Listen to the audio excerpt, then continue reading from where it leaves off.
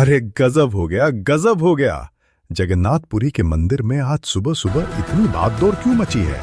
पंडा पुजारी इधर से उधर भाग रहे हैं। किसी के हाथ में गर्म पानी है तो कोई वैद्यों को बुलाने जा रहा है। बात क्या है? भीतर जाकर देखा तो दृश्य ही कुछ और है। हमारे ठाकुर, जो कल तक सोने के आभूषणों में लदे हाथी जैसी चाल चल रहे थे, आज कंबल ओढ़ कर लेटे हैं।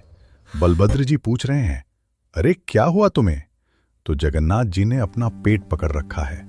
मुंह बनाकर बोले, दाऊ दादा, आज तो प्राण निकल रहे हैं। ओए मां, बहुत जोर का दर्द है पेट में। इतने में वहां लक्ष्मी जी भी आ गईं। उन्होंने आते ही प्रभु के माथे पर हाथ रखा और डांटते हुए बोली, कल तो मेरी एक नहीं सुनी। बड़ा ठंडा ठंडा पानी चाहिए था ना, लो अब आ रहा है आनंद। जगन्नाथ जी रजाई से मुंह निकालकर बोले, देवी, यहां जान निकल रही है और तुम्हें ताने मारने हैं। अरे कोई औषधि तो दो। फिर धीरे से बोले, वैसे थोड़ी खड़ी मिलेगी क्या? लक्ष्मी जी ने घूर कर देखा। खड़ी? चुपचाप लेटे रहो, अभी वैद्य जी कड़वा काढ़ा लाएंगे। सुभद्रा जी दौड़कर आईं और बोली, भैया, कल तो आप बड़े मजे से 108 घड़े ठंडे पानी से नहा रहे थे। मैंने मना भी किया था कि इतना मत नहाइए, सर्दी लग जाएगी, पर आप माने नहीं। ऊपर से भर भर के मालपुआ और लड्डू खा लिए। अब देखो भूख तो। ठाकुर जी एकदम मासूम बच्चे जैसे सजल नेत्र करके बोले, अरे बहन, अब डांटो तो मत। एक तो पेट में गुड़गुड़ हो रही है, ऊपर से तुम जले पर नमक छिड़क रही हो। कुछ उपाय करो, नहीं तो तुम्हारा ये भाई आज नहीं बचेगा। अब सोचो, जो पूरे ब्रह्मांड का पालनहार है, जो दुनिया का पेट भरता है, आज वो खुद पेट दर्द से करा रहा है। इसे ही कहते हैं लीला। अब ये हुआ कैसे? थोड़ा पीछे चलते हैं। कल थी ज्येष्ठ पूर्णिमा, गर्मी का समय था। जगन्नाथ जी का मन हुआ कि बहुत गर्मी लग रही है, आज तो जी भर के नहाऊंगा। और हमारे ठाकुर जी तो हैं ही जिद्दी, एक बार जो ठान ली सो ठान ली। बैठ गए स्नान वेदी पर। सेवकों ने क्या किया? सुवासित जल, चंदन मिला हुआ पानी, एक नहीं दो नहीं, पूरे 108 घड़े। सोचो जरा, 108 घड़े ठंडा ठंडा पानी प्रभु के सिर पर डाल दिया। ठाकुर जी मजे लेकर नहा रहे थे। और डालो, और डालो। बड़ा आनंद आ रहा है। भक्त भी खुश, भगवान भी खुश। लेकिन हद तो तब हो गई जब नहाने के बाद भूख लगी। अब गीले बदन में ही प्रभु ने देखा कि 56 भोग सामने रखे हैं।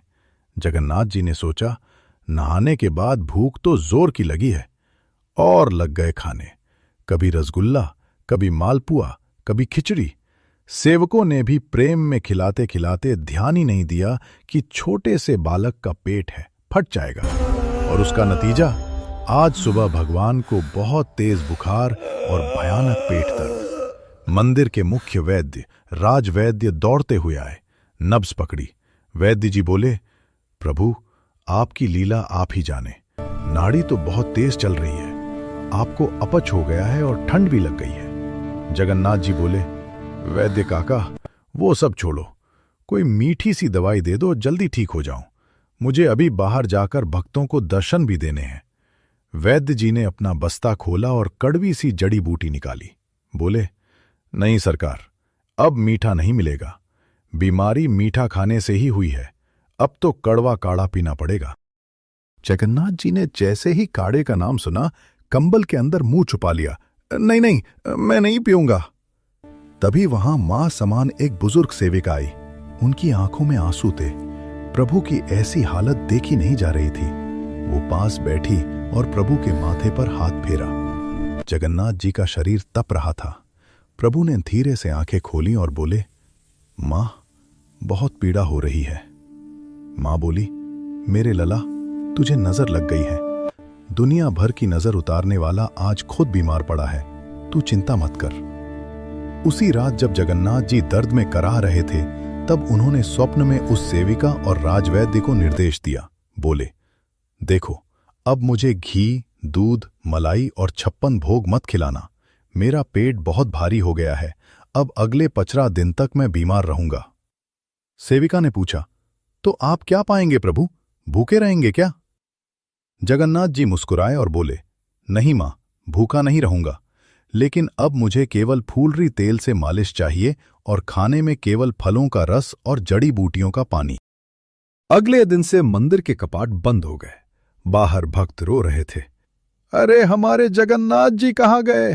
दर्शन क्यों नहीं हो रहे?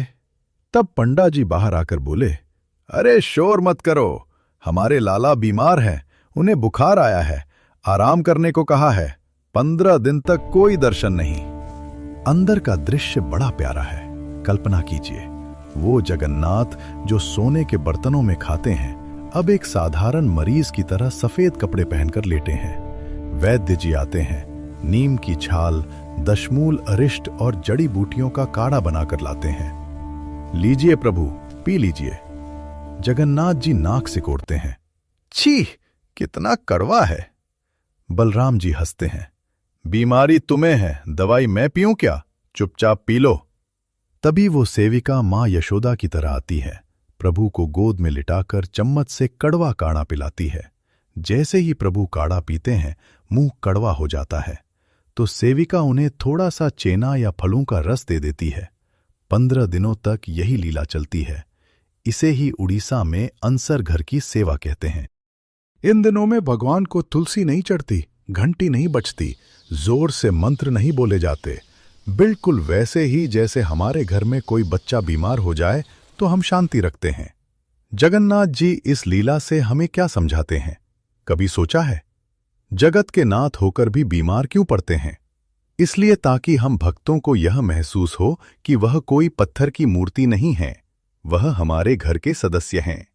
उन्हें भी सर्दी लगती है, उन्हें भी पेट दर्द होता है, उन्हें भी कड़वी दवाई पीनी पड़ती है। वह भगवान कम और हमारे सखा, हमारे बेटे ज्यादा हैं।